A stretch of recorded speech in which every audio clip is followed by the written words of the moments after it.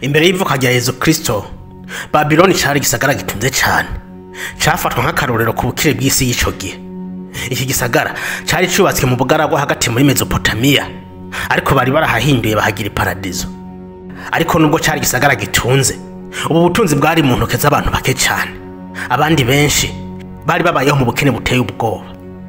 Umwami wa Babiloni ntiyashimishwa naho karengane, maze ahamagara umukire wa mbere muri ico gisagara yitwa Arkade.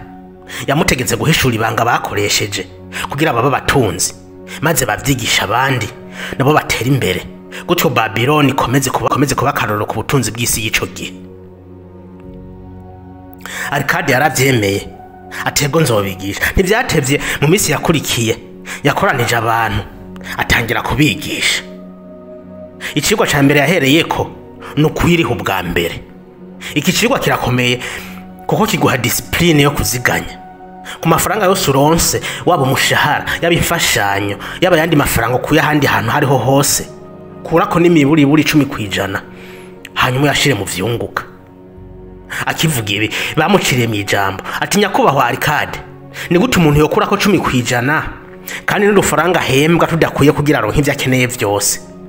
Arkade yarabishuye ati, nta gihe na kimwe utazoba ufise ivyo ukeneye, kandi umenye ko n'igihe umushahara wawe uzoba wariyongereye, n'ivyo wahora ukenera biziyongera. Rero nturindire gushira iki cigwa mu bikorwa ngo urindiriye guhembwa menshi.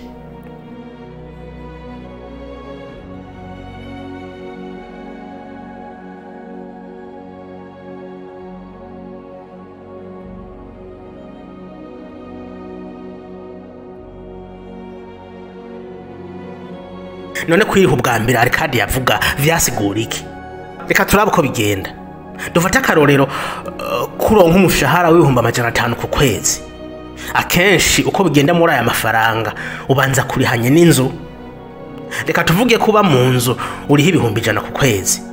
Muri ya mafaranga usigaranye ibihumbi 400. Igikurikira uriha boutique. Aha ndavuga aho ugurira ibyo gufungura, ugakurikiza n'izindi dépenses harimo impuzu, minerval z'abana, kugura internet, kuriha amatara n'amazi, déplacement, kuriha abonnement ya television, n'ibindi vyinshi. Muri ya mahera usanga atani igihombo gisigaranye. No kuvuga warisha abandi bose, nawe wibuka mu nyuma amahera wamaze kuyamara. Hari abaca bavuga ngo none kazi muba wabayeho. Nituriko turavuga kubaho, turiko turavuga gutera imbere. Nimushaka gutera imbere utegereza kwiriha ubwa mbere. Ibi nivyo Arkade yari karigisha. Kwiriha ubwa mbere. Kwiriha ubwa mbere bisigura ko ukironka umushahara, imbere yuko uriho umuntu numwe, fata 10% ubanze yakureko, abandi uze ko bari mu nyuma wamaze gukuramwo gwawe.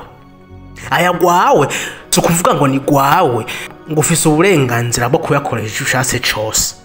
Oya, no. Investir yavyaza yandi. Iki ni cigwa kigira kabiri, kuvyaza amafaranga yandi. Aha rero utegerezwa kumenya ibyo yashiramwo kugira akomeze kuvyara yandi. Benshi aha niho bagwira mu mutego w'abaescro, bagahendwa ngo zana nkwereka aho yashira. Aha muhitondere.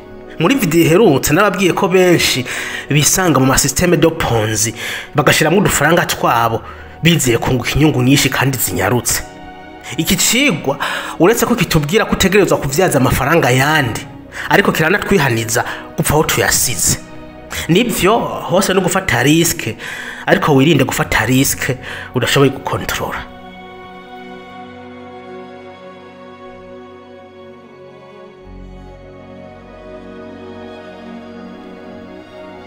Icikwa kigira gatatu, agir.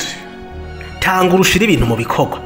Nturindire ngo reka nze ntangure mu mwaka uza, ngo ndindire ngo ukwezi guhere ngo nzotangurana n'umwaka. No. Tangura ubunyene. Igitandukanya abagera ku nsinzi n'abaguma hahandi no kudashira ibintu mu bikorwa. Kuyumvira ko gifise umwanya. Nta mwanya ufise mu ngara. Nta mwanya.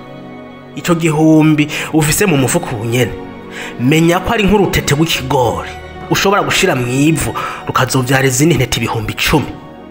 Ico usabwa gusa no kurushira mu ivu rimera hama witahire nta kindi. Aha ntavyo kurindira bihari ngo reka ngo nzi ndarutere mu kwa mbere, no, rutera ubunyene. Mu gitabo nabahaye ca Robert Kiyosaki citwa Père riche Père pauvre, twabonye ko impamvu abakene baguma bakena ni kubera ko iyo baronse amafaranga bayakoresha nabi, bakagura ibidafise akamaro. Abatunzi bobo barazi ko amafaranga ari intete, bazishira mu kuzimu mu misi mike zikavyara izindi ntete nyinshi. Abakene bo bazi ko za ntete ari izo gucumba mu bugari hama bikaba biheze. Nzobaha n'ikindi gitabo ca ni c'umunyekongo yitwa Richard Kanyama, mu entrepreneur akaba no mu investisseur, yanditse igitabo citwa La chèvre de ma mère. Ni igitabo ciza cane kirimwo inyigisho nyinshi zijanye no gukoresha amafaranga. Abakene aho gufata amafaranga bakayashira mu vyunguka, bagura amatelefone azimvye agezweho za iPhone, za Samsung, impuzu z'amamarika agezweho za Gucci, Louis Vuitton n'ibindi. Abakire ntuzigere babona muri ibi bintu kuko baraza agaciro k'amafaranga.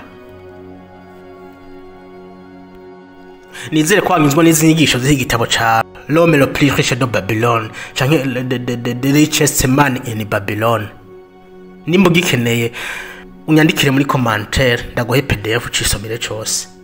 Ni igitabo ciza gishobora kukwigisha, kigashobora kuguha ubumenyi kuko ushobora gukoresha amafaranga yawe.